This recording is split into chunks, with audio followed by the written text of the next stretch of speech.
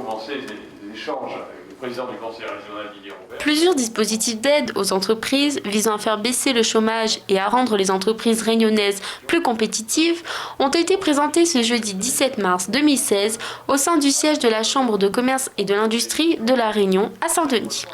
Près de 200 entrepreneurs étaient présents à cette réunion d'information animée par le préfet Dominique Sorin, les présidents des chambres consulaires Bernard Picardo, Chambre des métiers et de l'artisanat, et Ibrahim Patel, Chambre de commerce et d'industrie. L'objectif ? Aider les sociétés, particulièrement les très petites et moyennes entreprises, par la baisse des charges salariales et de la fiscalité. Aujourd'hui, il y a une volonté de l'État de faire des entreprises un partenaire privilégié à travers les chambres consulaires, donc la Chambre de commerce et d'industrie de La Réunion. Ça, c'est déjà, je dirais, la première mesure la plus intéressante. Maintenant, beaucoup de dispositifs restent méconnus. L'État, en partenariat avec les chambres consulaires, a souhaité qu'on puisse informer donc nos entreprises. Mais il faut aller quand même au-delà de ces dispositifs. La réalité, je l'ai dit tout à l'heure, pour nous, il y a deux propositions très importantes. La première, sur le marché public. Nous savons tous que beaucoup d'entreprises obtiennent des marchés, mais malheureusement n'ont pas ce sésame justement précieux pour pouvoir prendre ce marché, parce qu'il n'est pas à jour des charges salariales. Il ne reste qu'un frein, parce que la loi ne prévoit pas, dans les charges salariales, de donner un délai de paiement.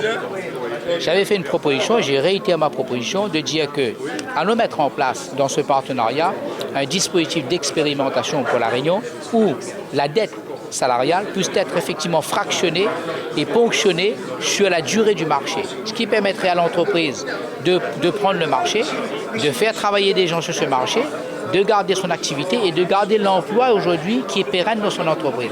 La deuxième solution à travers ce type, de faire de La Réunion une quai d'expérimentation en zone franche globale. J'ai bien zone franche globale.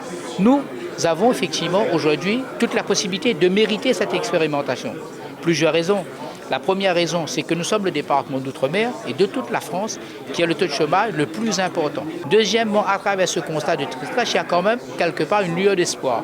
Le taux de création a augmenté chez nous de plus de 9% et le taux de radiation a baissé de plus de 10%. C'est-à-dire qu'il y a moins d'entreprises aujourd'hui qui ferment et il y a beaucoup plus d'entreprises effectivement qui se créent. Donc ça montre que le dynamisme effectivement des entreprises réunionnaises reste quand même beaucoup plus importante que les autres départements d'outre-mer et qui reste aussi beaucoup plus importante que les autres départements métropolitains. Nous avons la création d'emplois nets, c'est-à-dire la contraction, création, suppression d'emplois.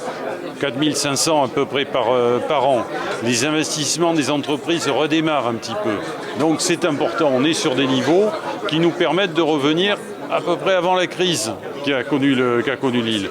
Donc ce n'est pas encore suffisant pour assurer un redémarrage économique complet et notamment faire face aux besoins de création d'emplois et des taux de chômage que nous avons.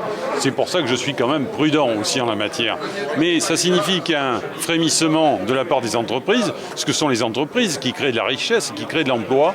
Et il faut se donner les moyens de les accompagner pour justement continuer ce mouvement, appuyer ce mouvement, parce qu'il faut aider les chefs d'entreprise. Par ailleurs, les TPE et PME constituent 98% du tissu économique réunionnais.